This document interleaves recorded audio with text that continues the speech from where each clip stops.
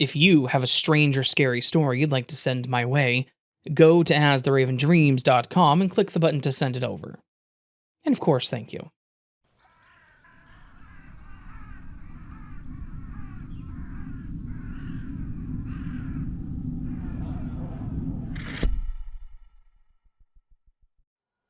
For as long as I can remember, I've been plagued by a recurring dream.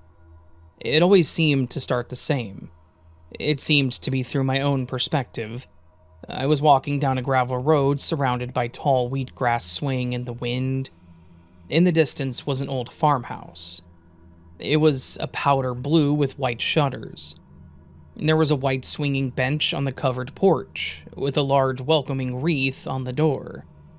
The walk was always the same. I whistled as I walked, all the way up to this house, climbed the worn wooden steps and opened the door. As I entered the home, I would get this sense of familiarity washing over me. I knew this place intimately and I felt safe in it. The inside was decorated in a style that I could only describe now as pioneer.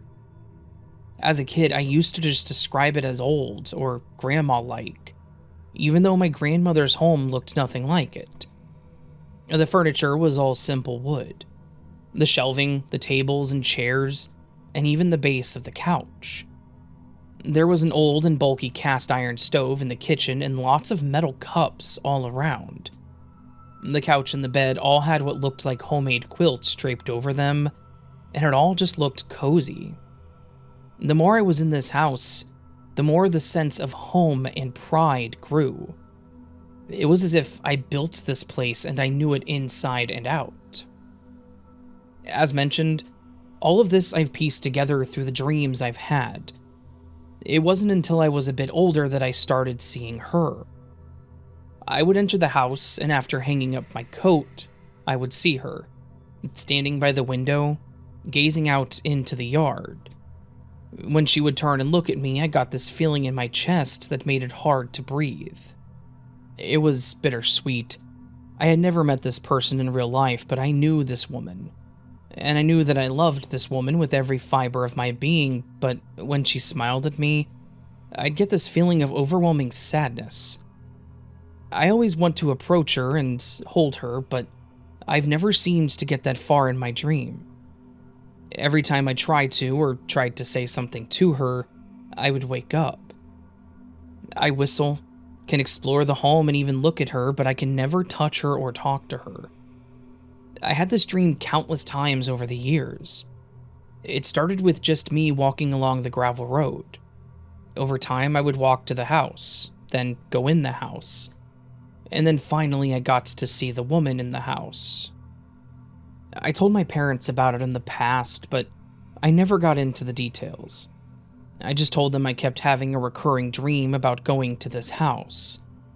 They weren't necessarily dismissive about it, but just agreed that it was odd, and since it wasn't a nightmare or disturbing me, we left it alone. I myself thought it was definitely weird. I was also a kid and didn't quite have a grasp on dreams or what they meant. But when I got a little older, like a young teen, I started to become more curious about them.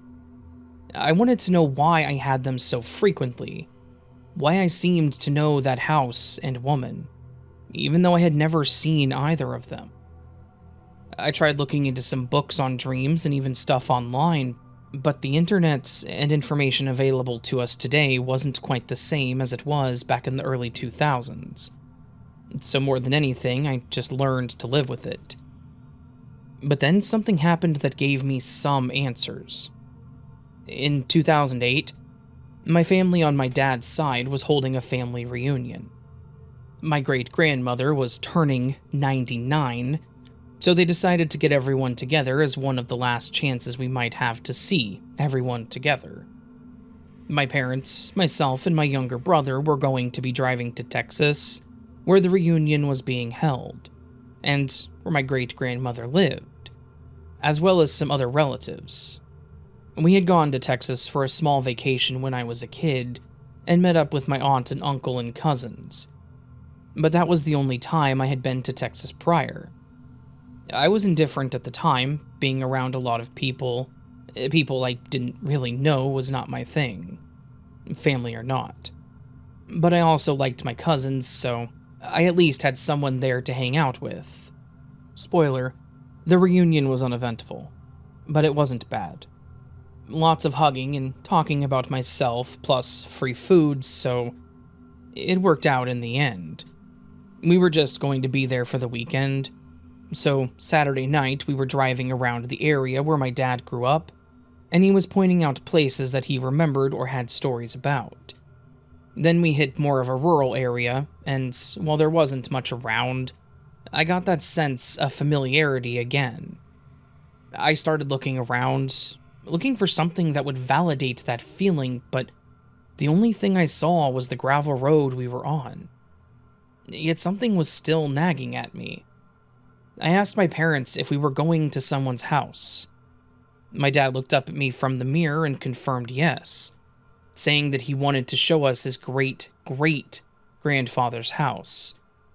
I took a shot and asked if it was powder blue in color with white shutters, and he kind of chuckled and said yeah, and then asked how I knew. I just shrugged and said that I didn't know. A few minutes later, we pulled up to the house from my dreams. There it is, sitting right in front of me.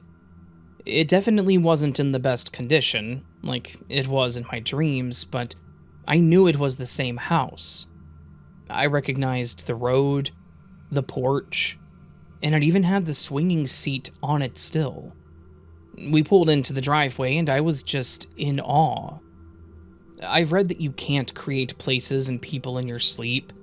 Of course, I don't know if that's true or not, but it kind of makes sense, I think. I felt like the place had to exist, but I knew that I had never seen this place before. And my parents' reaction confirmed that. So how could I have dreamt of this place? We sat in the car, and I listened as my dad explained that this house was built by his great-great-grandfather, and it still belonged to the family. When he paused, I started asking him about what the inside looked like, and he said that we could go in if we wanted, so we all got out and walked up the steps, and my stomach started churning. At first I was really nervous, but as we walked into the house, I once again had that feeling of being home. It looked the exact same, minus some furniture and decorations. The house still had some personal items in it, but not much. No one was clearly living there, and it was obvious by the state of the place. But as I stood in the living room, I started telling my parents about the house. I literally said, if I remember correctly, the kitchen was a peach color. I then described the old cast iron stove. I gave directions to the bedrooms and what they looked like. My dad looked completely puzzled, and my parents spoke to each other asking if I had seen pictures or something, but we all agreed that we didn't have any pictures of the place.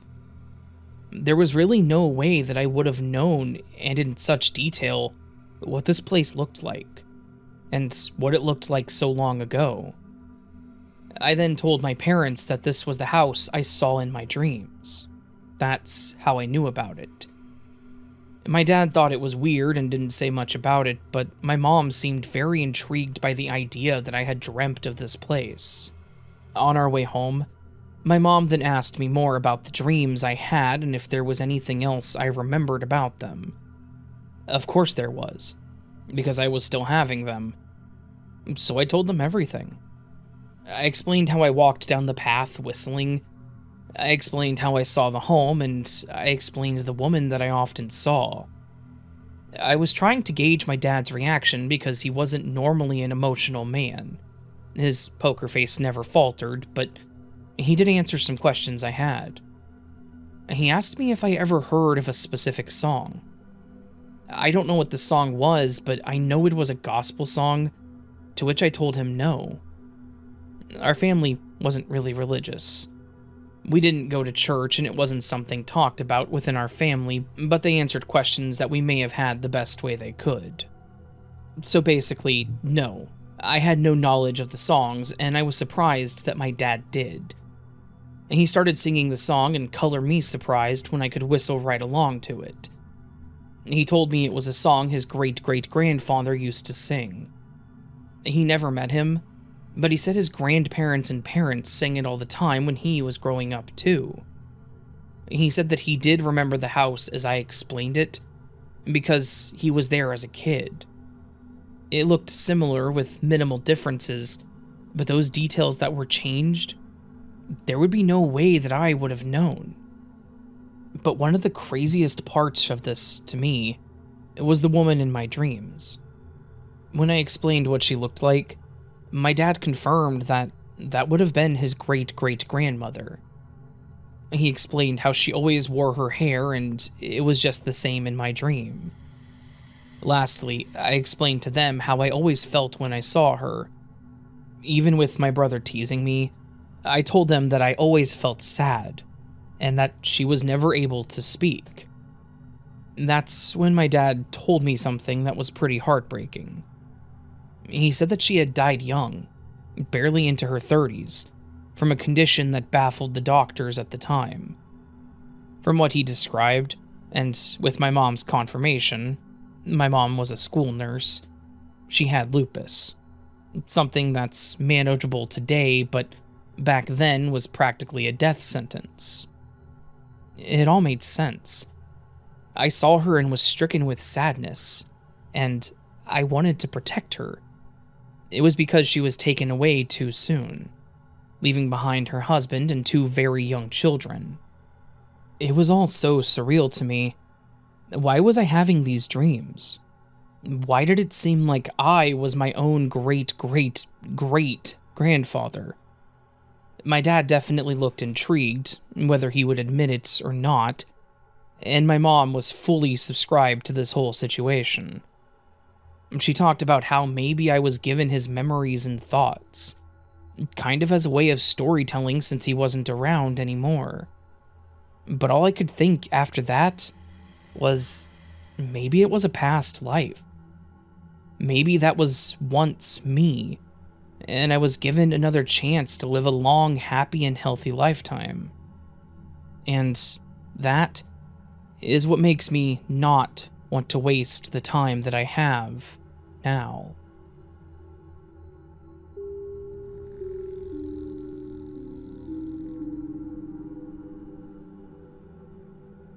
Hello. The story I'm about to tell you, I haven't told anyone, not even my husband. Not because we're not close, but because nobody that I am close to would believe me. Or at least, that's my fear. Not to mention, this story is close to my heart, so the thought of someone I love taking this for anything less than the truth is not something I'm willing to do. Anyways, here goes. I've always loved everything British. I love the culture. I love learning everything there is to know about past royalty and fashion, music, films, their beautiful accent, everything. Even learning about servants and what it was like to be a commoner. It's been a dream of mine to visit there, a longing I've never put to rest. Now, putting that aside and on an unrelated note, I am a mother to 4 children. They mean the world to me, and my life revolves around them. That is why when my second child, let's call him Calvin, was just a baby, my world seemed to cave in on itself. You see, from the time Calvin was just a baby, something felt wrong. I feared that I was going to lose him. He was healthy and smart and perfect. But for some reason, something I couldn't explain, I couldn't get over this fear. I didn't fear losing my other kids, just Calvin. And I would stay up some nights and just cry, feeling helpless. He was my perfect boy, so please, God, no. This went on for years and ate away at me, not knowing what to do, why I felt this way, or how to change this feeling in my bones. As he got older, it almost felt worse, because I had already had 2 years with him, and then 3, and then 4. When would this feeling go away? Was I coming closer to the nightmare that I feared? I would take him to the doctor for a sniffle, I would worry if he wanted to ride his bike. I always hid my fear because it didn't make sense, but it was there, quietly whispering to me that Calvin was different. So I did what I could, everything that I could to secretly make him safe. One day when Calvin was 9, and for reasons unrelated to this, I had a past life regression. I had never had one before and was more curious than anything else. I just thought it would be cool. Well, it worked. I saw myself living in England, sometime in the late 1700s. I was a stout woman with light golden hair. I was not beautiful or rich. I was a poor woman and I washed clothes for others. I had 2 small children, a boy and a girl. I loved them more than anything, and although we didn't have much, I felt happy. We lived in a small cottage by the sea, not a pretty beach and not a pretty cottage. A small, dark cottage by the sea, butting up to many other old shack-like cottages. I would hang clothes right outside the house, though the weather was never great, and the property was small. But I kept it clean, and it was enough for me. I loved my life because I was useful and I got to know people. It made me feel important in the community, even though I knew I wasn't. My place and my worth in the world was little, but I felt content. I felt happy being small. I have no memory of a spouse. I raised my kids with financial help from relatives. Washing clothes wasn't enough. We would walk to the market, my children barefoot and holding a big basket for the meager food we would get. And I would take stew for them. My children grew and we loved each other.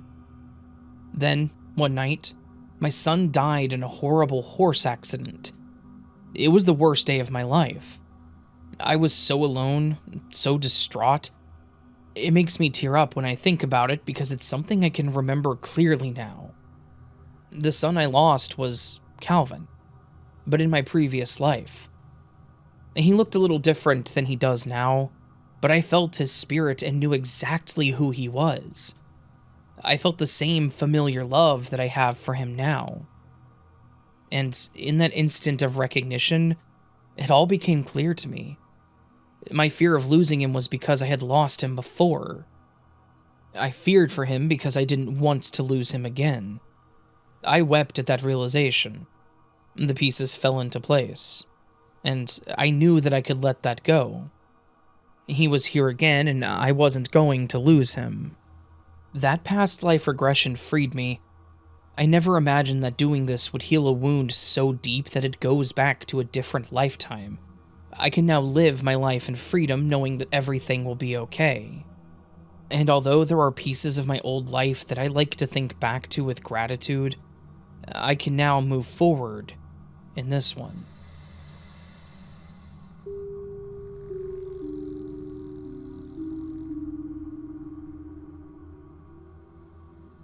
I was never really the type that believed in the paranormal or reincarnation. I have some friends and even family members that did, but we just agreed to disagree. I'm not even religious. It was just something that I couldn't wrap my head around, I guess. So I chose not to believe it. At least, that was before my nephew Cameron changed my mind. Cameron was my younger sister, Megan's, son. He was born a healthy baby, and from what she's told us, she rarely had any issues with him. In fact, he slept so well throughout the night that she would have to go check on him and wake him up. Cameron was her second born too, so she knew what to expect after her first son, so Cam really threw her off. As a baby, he was already very unique. I've seen the normal, curious baby look. When they look around the room and things and people, trying to figure out if they approved or not, if they liked what they saw, and if they wanted to cry or scream for help. But Cam always seemed more perceptive. He would stare at items for long periods of time. There would be little babbles from him, and he would turn his head to the sides, but he honestly looked like he was trying to figure out what he was looking at. The coffee maker, the wind-up dog that bounced around on the floor, the fridge, anything that moved on its own, he seemed particularly interested in. But when he started to speak, it was clear that he was different. By age 3, he was already speaking in full sentences, and asking questions that kids typically wouldn't ask. Like the coffee maker. He asked how it worked, how it got hot. But it wasn't just his intelligence that set Cam apart. Sometimes when he thought no one was looking, I would catch an almost mournful expression on his face that no toddler would have any reason to be wearing. One of the first real inklings we had that something different was going on with Cam was for his 5th birthday. There's this place near us called Science City, and they were having a special showing all about ancient Egypt. Because of how curious and smart he was, Megan wanted to have a small party there so he could explore. I thought it was a great idea because I remember it being a lot of fun as a kid myself. The party was great. Cam seemed to really enjoy the treats and gifts, but he was ready to explore. In fact, he seemed very distracted by all the posters and things about Egypt that were hanging around.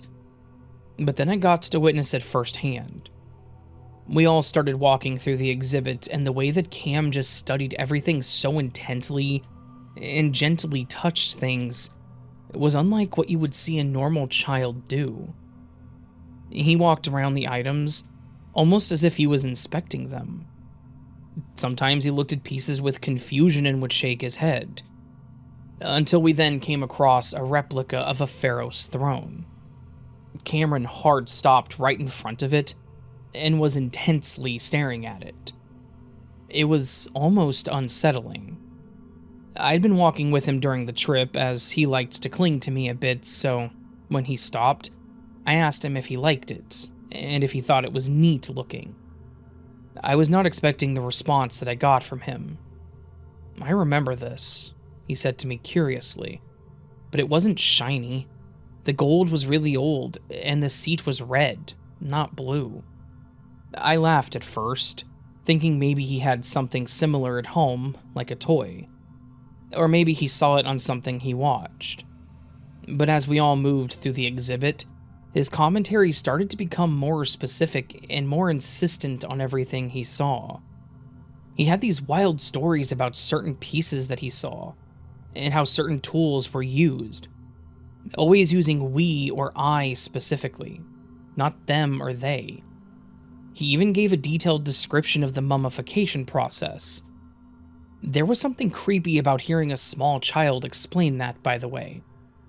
He really became animated when we came across some hieroglyphs. They had some slabs that had some of them on them, as well as pictures of others, and Cam pointed them out and basically translated them like it was English. Sure, at first I thought he was just making it up, seeing the pictures and explaining it like a picture book, but his translations made sense. Reading the plaques, they matched. He was still struggling with reading, so I know that he didn't read those. So, again, how on earth could he have known any of this? Megan, his mom, was with us at this point, and she gave me a weird look too, like she didn't have any answers either. One of the last things we saw at the exhibit was towards the end. It was a display about Tutankhamun, and when we approached the tomb replica, he looked overwhelmingly sad. He took his bottle of water he'd been carrying and slowly poured some of it on the ground by its feet. Megan immediately grabbed the bottle from Cam and slightly scolded him, telling him that he couldn't do that in there. She tried asking why he did it in the first place, and in his continuous melancholy tone he said, "To show that I loved him. He was my best friend. He wasn't supposed to die so young." We did our best to cheer him up after that, which thankfully didn't take long. We went through a small play area after the exhibit, where he seemed to lighten up a bit too. So the party was back to the light-hearted fun we were all hoping for. But a few days after the party, I was talking to Megan and she told me that ever since the party, Cameron seemed to be obsessed with Egypt and everything about it. She said at first some of the details on how he would play were creepy, doing things a child wouldn't do, such as mummifying his toys, but that's what he was doing. So, I started my own research and looked up some things I was curious about. I read up on ancient Egypt, pharaohs, some of their rituals, and I was shocked by what I found. Everything Cam told us about through his little words matched up, even down to him spilling the water. Apparently, it's a ritual they did to honor and pay their respect to loved ones and ancestors that passed. They would pour water on the ground, and Cam did that at the King Tut replica. There's no way that he would have known, not only how to do that, but what a libation even was. Megan later told me and others that she strongly believed Cameron was remembering a past life, and she wanted to do anything she could to support him. I, of course, was skeptical at first, but it was so bizarre, and I honestly couldn't provide any other explanation. Megan got him books, shows, whatever she could find about Egypt in hopes of not only getting answers and confirmation, but hopefully giving Cam some much-needed closure. Until one day, Megan called me and explained that when she put him to bed one night, Cam explained to her how his bed was a lot more comfortable than his last bed, which is why he slept so well. She claims he told her that he remembered being surrounded by people he cared for and knew he was going to die, but that he wasn't scared, because he knew he'd be coming back. I couldn't deny it anymore. It had to be true, based solely on the amount of details that he had. After that night, Cameron slowly stopped talking about Egypt and his past life. It was as if learning more and finally talking about his death gave him that closure so he could move on. He remained very curious and always wanting to learn, but he also no longer appeared to have that deep sadness in him. He was a cheery and happy kid, always trying to lift others up with him. And while he may not have those memories anymore, I will never forget such a mind-opening experience.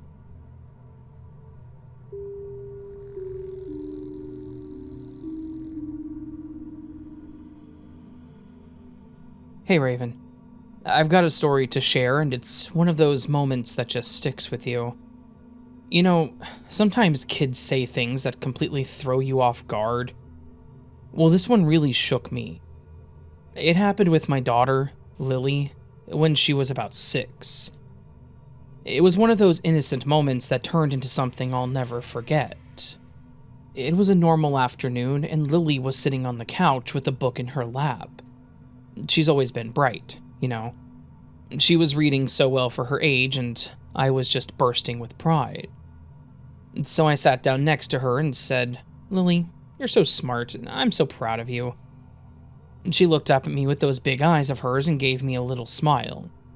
And then, completely out of nowhere, she says, "I died in a fire last time, but I wasn't a witch, Mummy. I was just smart." I froze. I wasn't sure that I'd heard her right at first. I mean, what kind of 6-year-old says something like that? I laughed a little nervously and asked, "What did you say, honey?" She didn't even hesitate. I wasn't a witch. People thought that I was because I knew things, but I was just smart. They didn't like that. It was the way that she said it. So calm, so matter of fact. Like she was telling me what she had for breakfast or something. My heart started pounding in my chest, but I tried to keep my voice steady. "What do you mean, sweetheart? Where did you hear that?" She looked up at me, her face in a serious way that didn't match her 6-year-old self, and said, "I remember. I lived in a little house with a garden and I could read, just like now.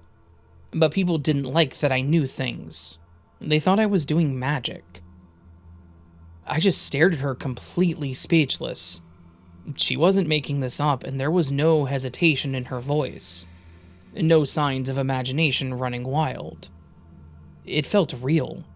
Too real. I swallowed hard and asked, "What happened then, Lily?" She looked down at the book in her lap, like she was thinking about it, and then said, "They burned me. They thought I was making their corn die, but I wasn't. I was trying to help. The fire was really big and I could hear them shouting, but it didn't hurt for too long. I floated away before it did." I felt this chill run down my spine. I didn't know what to say, and honestly, I didn't want to ask any more questions. It was like I'd opened a door that I wasn't ready to walk through. I hugged her tight, kissing the top of her head, and held back tears that were trying to escape. Lily went back to reading, completely unbothered, while I just sat there, replaying her words over and over in my head. I tried to tell myself that it was just her imagination, or maybe something she'd overheard somewhere, but it felt different. Like she was telling me something from another life. I didn't know what to make of it. Later that night, as I was tucking her into bed, I asked her again, "Lily, where did you hear that story?" I was curious on one hand and wanted to protect her innocence from whatever or whoever was telling my little girl these things. She's much too young to be introduced to those horrible historical times yet. She looked at me with a small smile and said, "I didn't hear it. I remembered it. But don't worry, Mummy. This time I won't tell anyone what I know. It's safer that way." I kissed her goodnight, but I couldn't sleep after that. I kept thinking about what she said. How could a 6-year-old come up with something like that? How could she know about something so vivid? So specific? It's been a while since that day, but I still think about it sometimes.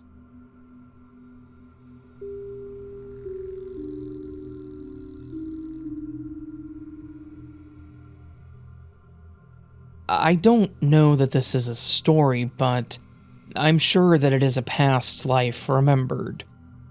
It happened 30-ish years ago, when I was aged 42 or 43, so not a child. I was visiting a friend and his TV was on a history channel. The program was about the American Civil War, and neither of us were paying much attention to it. A photo was shown of Richmond, Virginia. I said instinctively that the photo was wrong. The commentary then said that the photo was some years later, and that it looked different than the time they were talking about. My friend asked me how I knew, and my reply was that I had penciled at the battle they were talking about. I have never wanted to visit the States. One boss that I worked for asked me to fly to Seattle to analyze a client's problem, all paid, but I refused, telling him to get photos instead so I could see from them. I brushed off my comments to my friend as a joke. He knew that I had no plans of going to the States. Looking back, it was as if I was afraid to go there. The door was opened, and I started dreaming about my life as a soldier in the Army of America, wearing a dirty gray uniform, and my death.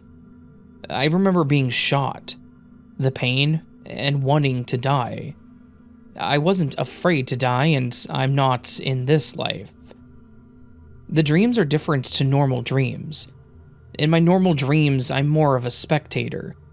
In my special dreams, I am more present, experiencing the emotions in the dreams. I'm now 70 years old, and I'm sure that when I leave this life, I will be going home. And then later, I'll be coming back to Earth for some reason or another. I'm British, and served in the British Army in BAOR, and the Troubles in Northern Ireland. During action, I was never afraid. It was as if I knew that I was not going to die there. Does any of this make sense?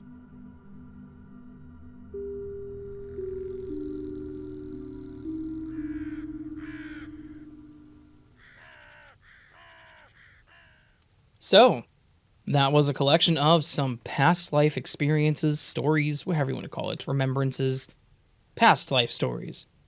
It was a collection of past life stories. past life stories. Interesting past life stories. Bizarre ones. Truly bizarre, honestly. Some good ones in my opinion. I think these stories are always so intriguing and bizarre that I genuinely do love doing them.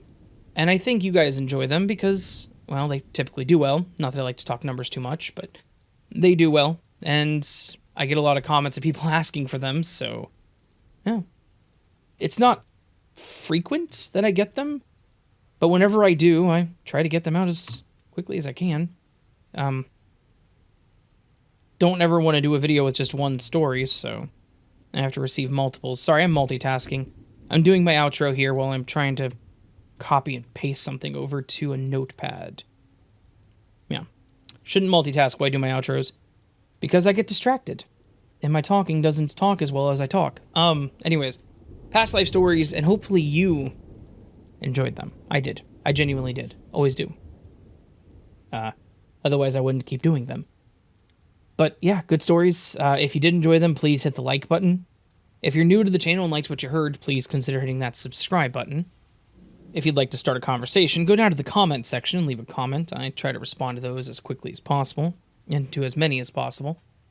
I'll always leave a heart and a like, typically, though. I say always and then typically, which are contradictory, but whatever, my brain doesn't work. Half the time, at least. The other half, it's imagining turtles. You can join Patreon and memberships to get early access to content like this or other stuff. You can do a super thanks, which is a tip to the channel. If you want to support the channel and get a little more out of it, you can always do the Ko-fi link, K-O-F-I, down below, where you can view and purchase some posters, if you live in the U.S. Outside the U.S., send me an email and we will talk about it. I will get it to you as quickly and as cheaply as possible, but we gotta talk price, because international shipping's expensive. It's like almost $30 to ship to parts of Canada. Like, it's just a little bit north. Just take it to North Dakota, put it in a cannon, and line it up, and then floop. But no. I do stuff all complicated. Anyways. I'm also on other platforms. Spotify, Pandora, Audible, etc., etc. Yeah. Good stuff. All that said, friends, I hope you're having a beautiful week so far and a beautiful day, and I hope I see you again here very soon. But until then, remember that you are loved, that you are valid, that you are important, that you are the best you that you can be. Do not forget it, and don't let anyone tell you otherwise. And until next time, my friends, much love, and sleep well.